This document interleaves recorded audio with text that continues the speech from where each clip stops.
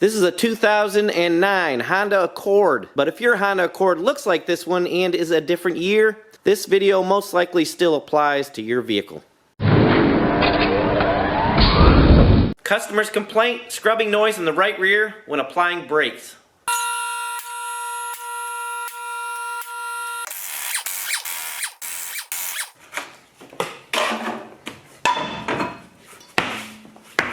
I was quickly able to source the reason for our noise. It looks like the brakes are metal to metal here in the back. There is damage done to the rotors, and these look like the original rotors. Something interesting though, and I've seen this before, if you'll notice the inside pad is like brand new. See how thick it is right there? That right in there. I can tell these brake pads aren't very old, but what happens sometimes is the pad will break loose from the metal and it'll just fall off, and then you got metal to metal brakes. In order to prove this theory to you, I will take the wheel off on the other side and we'll take a look at it.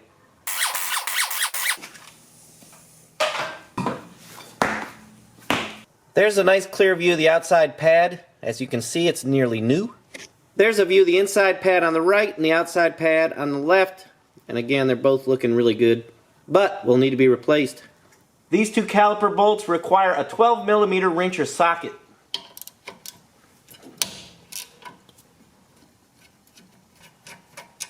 Sometimes they're a little snug like this, so you can take a screwdriver, a flat screwdriver like this, and just pry back a little bit. That'll loosen it up enough for you to slide it off usually. These brakes have these goofy wires in them. You take them out, remove the pads. This is that little piece is like a silencer. It'll come with the new pads, it should.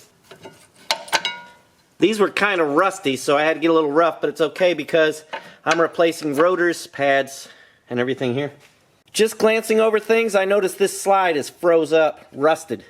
This top one is still free and moving nicely. To remove this bracket, you will require a 17mm tool of your choice. Wrench, ratchet, and socket. Impact, possibly.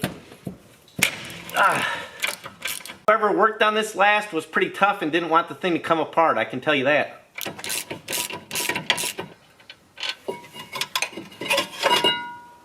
These screws right here holding the rotor on, you can sometimes take a screwdriver like this and hit it with a hammer and turn it and break them loose. The way this is going, well, I'm shocked. It actually came loose. Last person to work on it chose a chisel and hammer. You can see the edge of that screw, and that's how they beat it loose, which honestly I have no objections to that. All this does is hold the rotor on while it goes down the assembly line. If you don't want to damage your screws and they don't come out easy, use one of these. It's an impact screwdriver. They are surprisingly inexpensive. Give it a turn so that you can feel it stop, and then smack it with a hammer.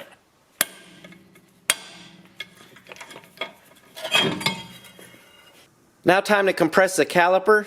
And this is a bad and flawed design in my opinion. It's not like most calipers, but there are quite a few made like this. This X right here provides a way for you to turn it clockwise while you push it in to compress it.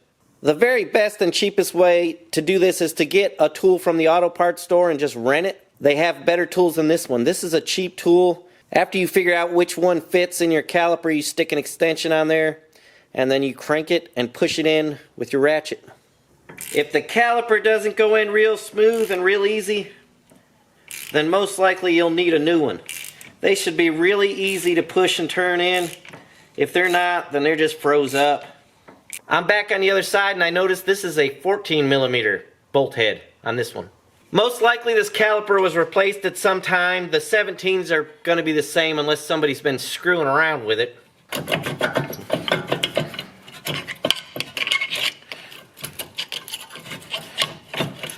This caliper is really stuck on there. I could keep prying and wiggling and jiggling, but instead I'm going to take the two 17mm bracket bolts off, and it should pop right off.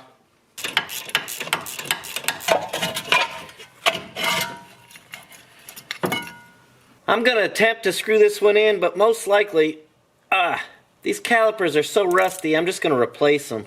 Even though I'm able to turn this in, it's going in hard, and so what'll happen is you'll put it all back together, but it'll just lock up the brakes and it'll ruin your rotors. and your brake pads, and you just got a mess, so why bother? Just replace the caliper.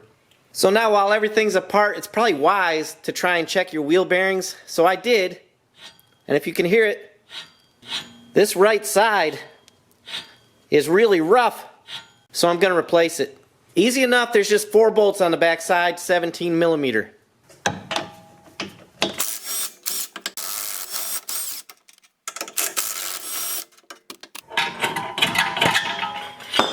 First thing I'm going to replace is this caliper. You don't have to do it in that order. You could put the wheel bearing on, but I thought it'd be easier this way.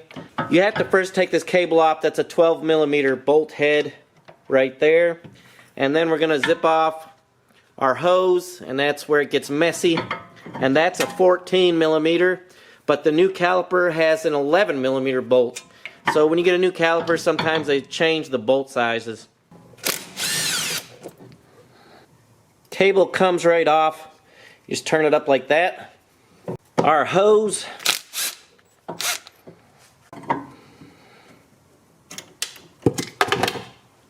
There's a copper washer that goes here, and then you'll put it through the banjo fitting, and then there'll be another one that fits on the other side to seal it.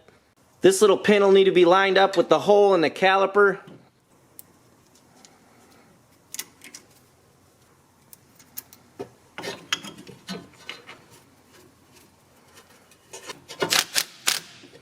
I always check my nuts and bolts with a wrench to make sure they're snug down good. And there are torque specs to all this stuff if you're willing to look them up, and you probably should. That's it for now, but we're not done with this. We still need to bleed the brakes after everything's put together. Almost forgot to reconnect the emergency brake cable or parking brake cable. And what a fun time everybody would have had in the comments if I had done that. So here we go.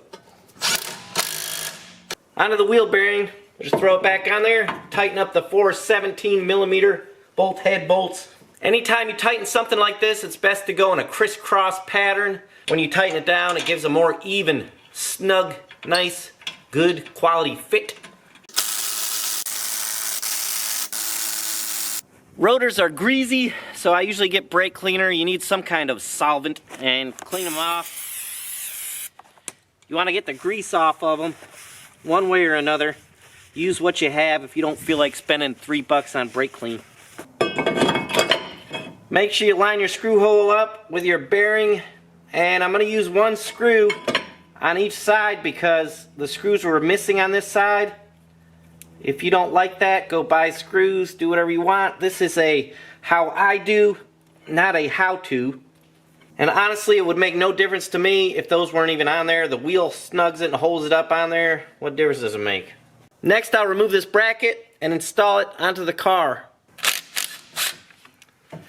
Be careful not to put stress on this hose right here. Even if you see me doing it, you're not supposed to, you don't want to, that will cause you problems.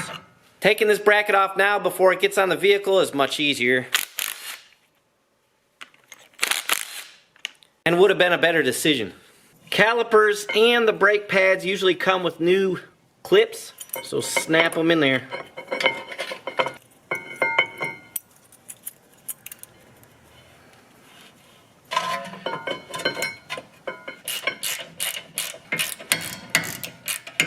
If you are reusing your old calipers, be sure and take these clips out, clean all this rust from underneath here, and install the new clips that come with the pads. Be sure and remove these slides. This rubber just peels back, pull this out, and then what you'll do is put a little grease on here, just a little bit, and then slip them back in. That way you won't have any problems binding and stuff. Time now to install the brake pads. Your brake pads will have a little pin on it right here. It needs to line up with this slot when you install them. I've always installed them with the wear indicator on the top, on the inside pad. I do not know for sure if that's the proper way. It's never made any difference. I've done it for years that way, so you may have to look that up if you are particular. Nice new springs to open up the pads a little bit. I like that.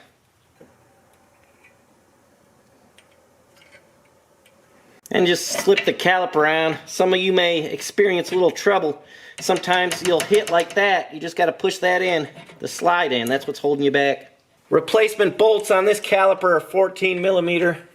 I should mention that if you have trouble getting this outside caliper bolt off, you can grab it from inside right here. It would have to be pretty rusty and bad shape. It's not common for this bolt to not come out pretty easily. Time now to bleed the brakes, so you want to check your reservoir, make sure it's full of fluid, and surprisingly, it is. I'm here by myself, so this is how I bleed the brakes when I'm alone. I just crack this open.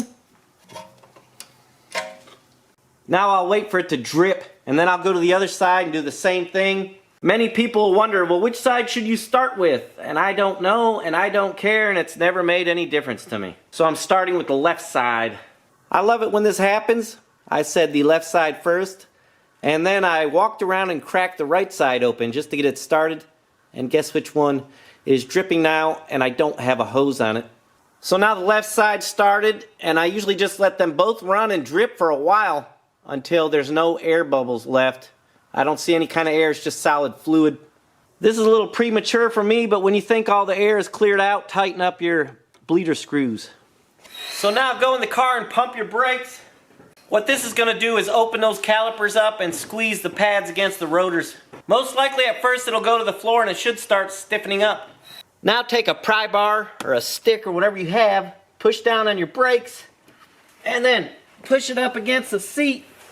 Then we'll just come out here and crack this bleeder loose, and it'll force fluid through there. See there, it's starting to run out. And then snug it back up. Now I'll go back in there, pump them up again, put the pry bar on again. Just repeat this step as many times as it takes to get all the air out. Look at here. Looks cooler without the hose on there. I have to clean it up though. Obviously, you don't want to get brake fluid on your brake pads. This illustration was only to demonstrate how well this technique works. There must be 1,000 different ways to bleed brakes. This is easiest for me. It's time now for you guys to let me know how you do it. Immediately after you're done bleeding your brakes, go out and spin your wheels. Make sure that nothing's binding and everything's okay. Clean up all your brake fluid, check for leaks, pump it up a few more times, check for leaks again. And I would also strongly encourage you to go through and check all of your bolts one more time before you put the wheel back on.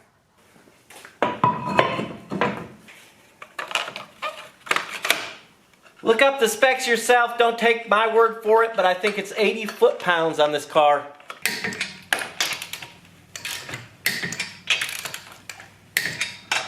At this point, I would encourage you to raise the vehicle back up, pump the brakes, come out quickly, spin the wheel, make sure nothing's binding. By the way, don't forget to top off your brake fluid. If everything seems okay at this point, take it for a test drive. Thanks for watching. This has been another fun-filled, wild, exciting how-to video brought to you by the one and only infamous Kentucky Yankee.